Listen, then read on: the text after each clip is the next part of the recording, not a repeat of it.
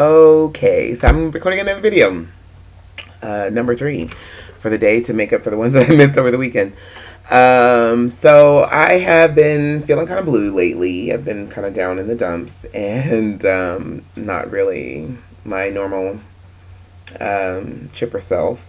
And the reason why I'm recording this is because I finally kind of put a name on it, and I thought this was really, really insightful of myself, I guess. Not to sound conceited, but it was kind of like an epiphany tonight, so to speak. And so I was in the bathroom with my husband. He was taking a bath, and we were just, talking, like married people do. And he was asking me if I was down and, why I've been, just making sure that I was okay. Because he's a good husband, and good husbands make sure they notice when their wives have a mood shift, and they want to make sure that they're okay. And so I was kind of like, no. And I honestly thought that it was just my cycle because it just passed. And I just become this melancholy, brooding psycho when I'm on my period. I really do. And so I thought it was just from, my hormones kind of, not having really balanced themselves out and regulated themselves after having dealt with my cycle. But I was like, no, that's not it, and so I really sat down and thought about it when he asked me the question. And honestly, I think that I am really, really, really, really, I have a lot of anxiety about Darius ending chemotherapy, because I am a creature of habit big time, and I don't really like change. I don't like things shifting. I mean, I like doing new things and trying new experiences and stuff like that, but as far as like my routine, I am one of those people that will go to a restaurant and order the same dish every time, because it works, and so I'm really like that, kind of compulsive, I guess. And so I don't like things changing and shifting and not really being in your control, I guess. And so, Darius ending chemo is very scary for me because, now we have this transition where, for instance, my son is going to he's not in school right now. He gets a home tutor for an hour a day because of the chemo schedule and how his doctor's appointments, there's just no way that he could go to school. So now when we move into the maintenance phase, we'll be going to the doctor less, and so now we're going to have to look into what we're going to have to do as far as his schooling is concerned. And most people are probably like, okay, you put the kid back in school, that's it. But for Darius, it's just not that simple, because it's kind of hard to really put it into words, but because of the things that he's gone through with the surgery and then the radiation and then chemotherapy and stuff, he's not really what you would call normal.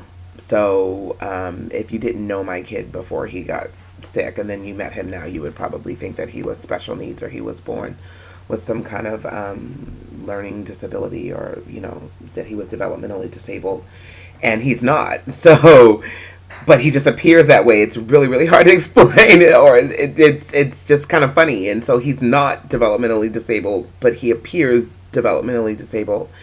And so he's kind of in this weird kind of limbo area where it's like, okay, he couldn't go to regular school. He couldn't really handle that, but I don't necessarily think that he needs to be in a special needs class because he's not exactly special needs. And so it's very, very challenging, kind of not knowing what's going to be best for him with that, in that regard. And so that's kind of freaking me out. And then also another thing about moving into the maintenance phase is he's not going to be going to the doctor as much, so he won't be getting monitored as much.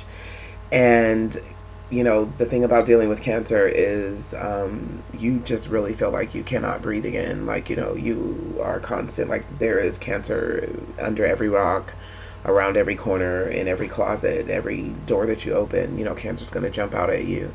And so, him not being monitored as much is super, super scary for me because I just don't know if it's going to come back.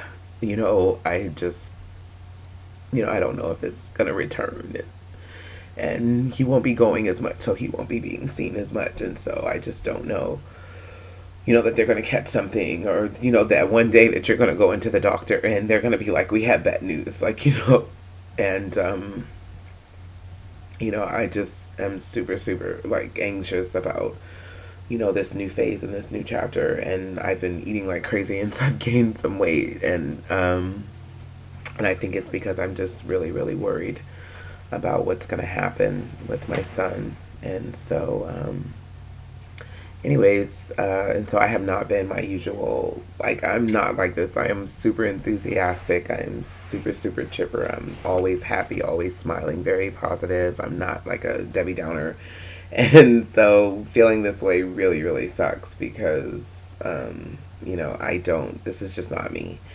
And so, but I'm glad that now I have a phase, I've identified, what it is. And so now that I know what it is, I can begin the process of making myself okay with what's going to happen. And I think I do a lot of, oh, I'm fine, I'm fine, I'm fine, I'm fine, I'm fine, I'm fine, I'm fine. And so then when I really have real feelings, they like just knock me down because, because I think sometimes that is part of, being a person who's positive and who tries to stay positive all the time, is sometimes, you're like, oh shit, like I can feel down sometimes, and because you spend all this time going, yay, yay, I'm okay, yay, and being happy and trying to be happy because that's who you are.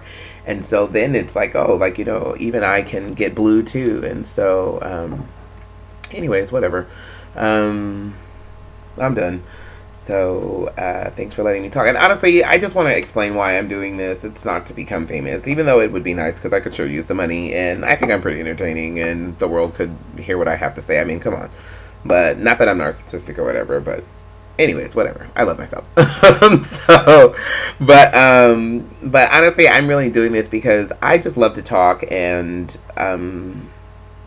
sometimes people just aren't available, so to talk. And I feel like I just don't have opportunities to really talk about feelings and ideas and all that stuff like that and stuff, because most of your exchanges with people are usually about what's going on in their life, and what's going on in your life and different things like that. And as you become an adult, you realize people are just so busy and they just have so much going on that we really have lost a lot of time, to just sit around and talk about things. And I think has a lot to do with our world just becoming so technological. And, people just don't sit around, cut the TV off and just talk to each other anymore about things. We sit around and we watch TV, or, we look at videos on YouTube, or, things like that. But we don't really just sit down and just talk to each other about life and our feelings and different things like that. It's almost kind of a weird thing to do. And so that's why I'm doing this, is to have these exchanges and be able to talk and kind of sort out my mind and what's going on. And so I'm not doing this in some sort of aggrandizement, for some self-aggrandizement, whatever. I am just doing this because I sometimes just need to hear myself talk about things. So, anyways, here we are. So have a good night, and I will catch you guys next time. Peace.